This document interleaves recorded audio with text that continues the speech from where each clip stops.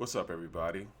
Some bad news, unfortunately, but the man lived a full life. And to me, this is when someone passes away, this is the right terminology for it. He lived a long, good life, you pass away. It's not when you get shot, you're 15, you get shot doing some dumb shit, and you passed away. That's not how this goes. You were clout chasing on the internet and got a cap in your brain. That's not passing away. That's getting killed over dumb shit. Okay? Quincy Jones has passed away. An absolute legend. Like triple, quadruple OG status type legend. And, you know, I never met the man.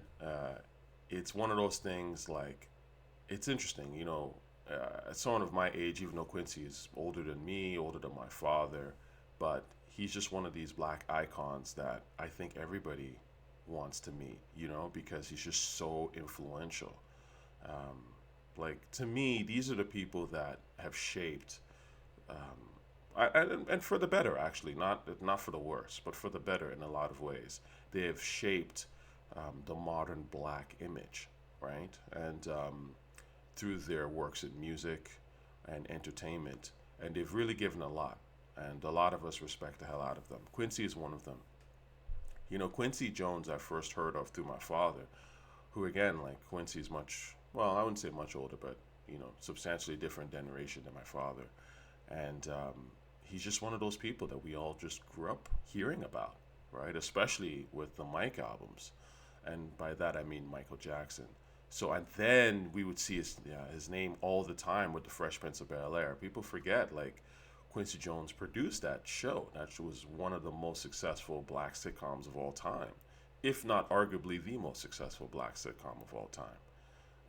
Phenomenal, just hilarious. I mean, we were watching that stuff in the '90s and dying laughing. So it's not a surprise that it's held up really well. A lot of Fresh Prince of Bel Air has really held up because it was hilarious as hell back then too.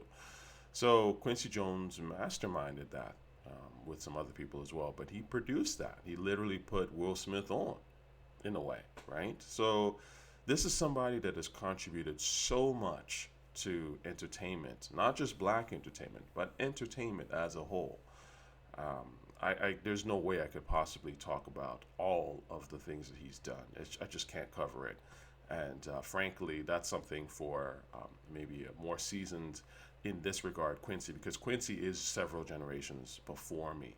I'm really familiar with obviously his work on the Michael Jackson albums, which I loved, and with Fresh Prince of Bel Air. Some of his other stuff, I know he's been sampled a few times. I believe Havoc sampled Quincy Jones, or people think that there may be in the iconic Shook Ones, there may be a Quincy Jones sample in there somewhere. Of course, it wouldn't surprise me because, again, someone like Quincy, his music has reached the entire planet. So I think what I'll do is I'll start talking about Bad because, look, we all know about Off the Wall and Thriller, which are phenomenal, right?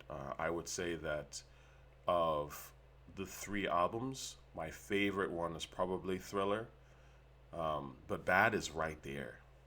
Off the Wall, I'm not so crazy about. It's good. I mean, it's of course it's brilliant, but to me, Thriller and Bad just have a harder edge to it. Like it's a little more psychedelic in a weird way, trippier. Like the stuff that they were doing was really just some next level stuff to me. So anyway, Bad is.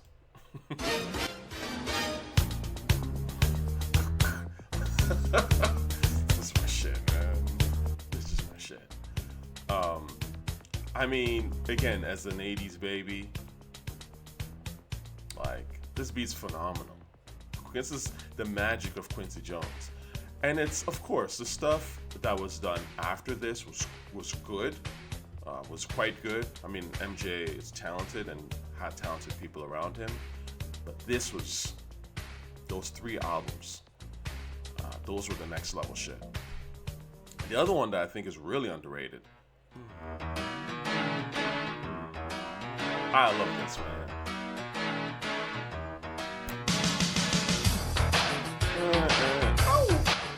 This song to me is one of Michael Jackson's best songs. To me personally, like this is Top five for me personally: Thriller, Beat It. Beat It's number one for me.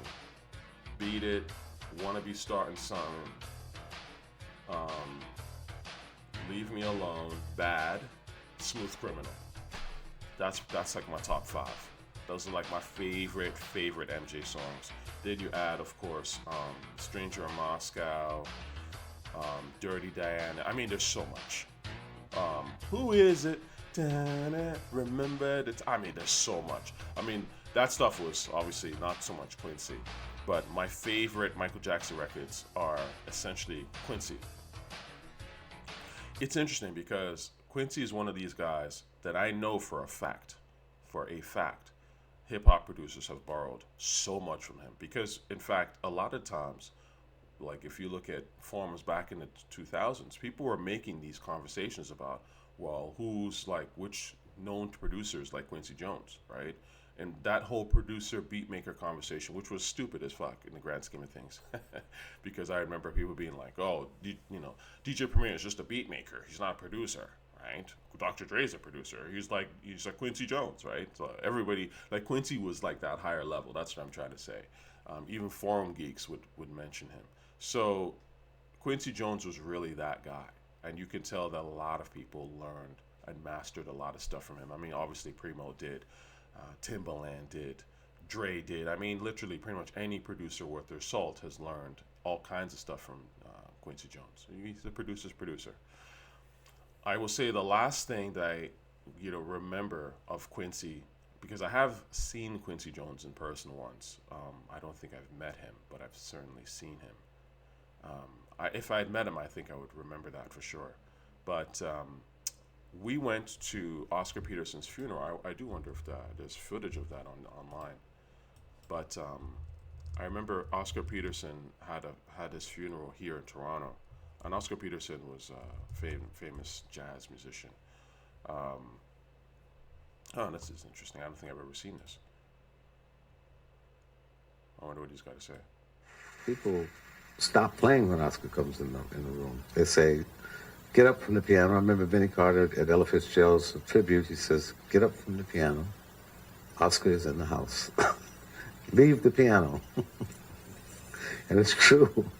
I mean, who wants to be sitting around on the piano when Oscar Peterson comes in? Find something else to do. Facts. This man is dangerous. Facts. Oscar Peterson, legendary Canadian pianist.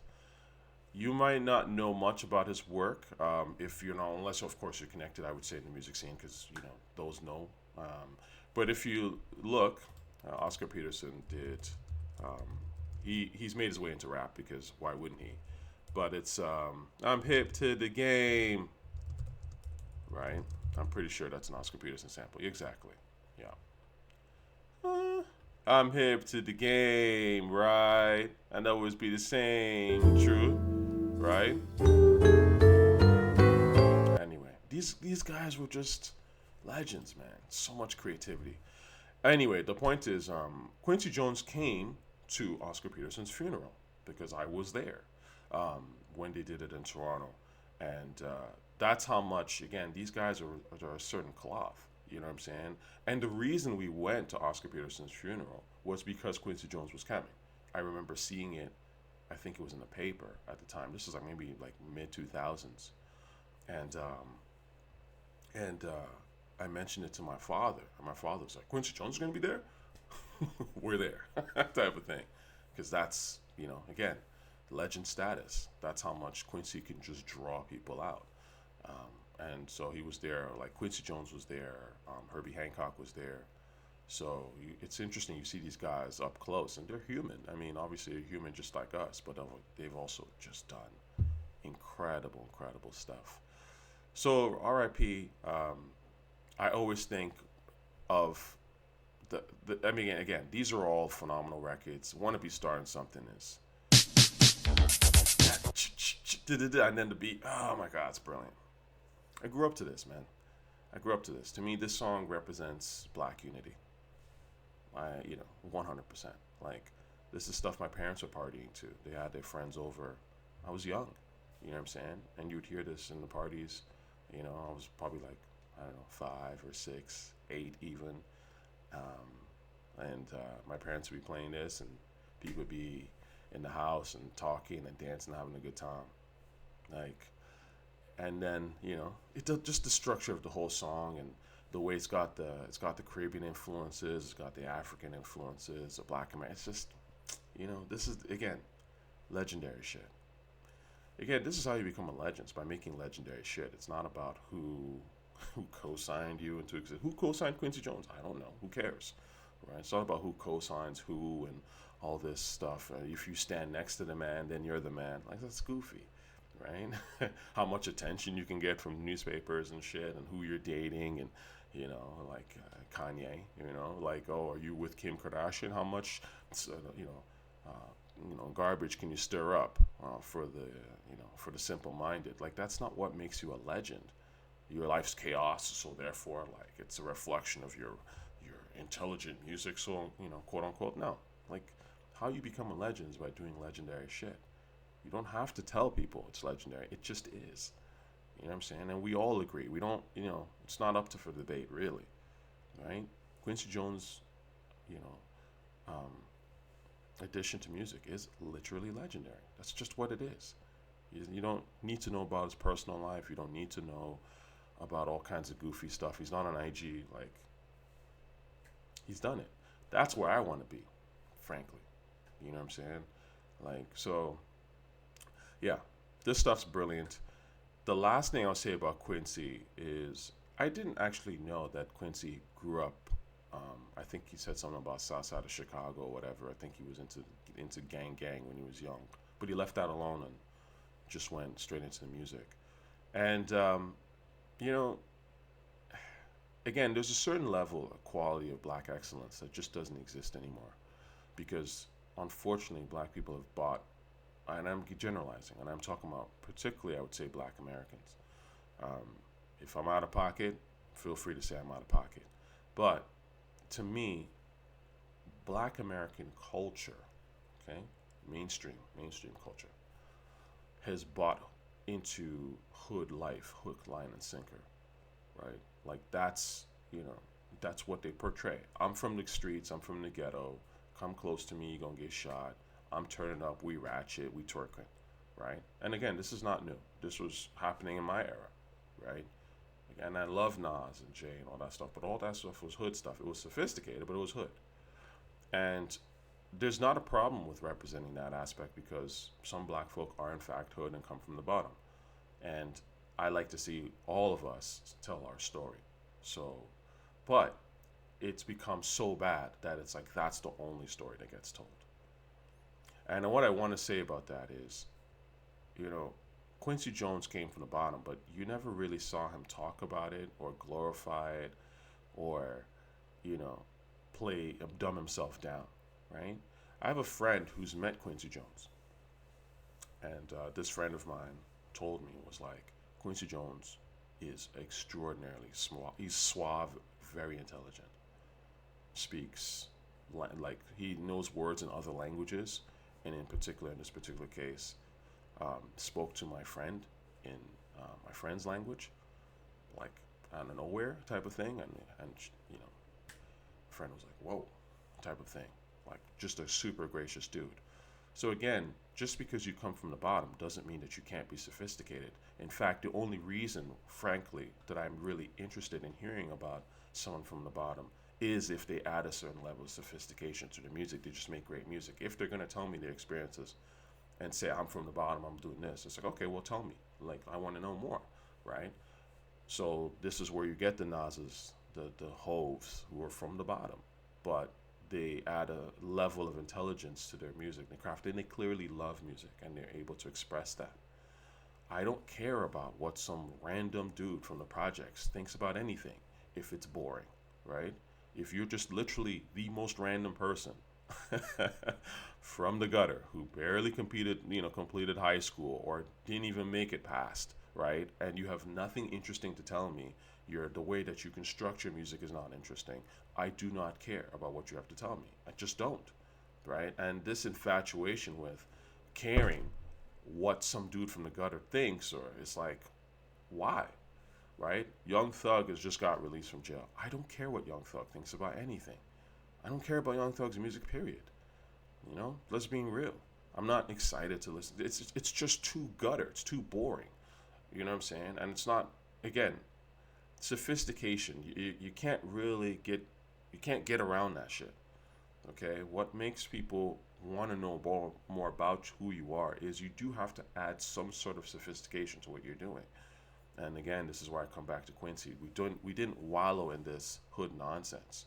We just existed, and we tried our best to elevate.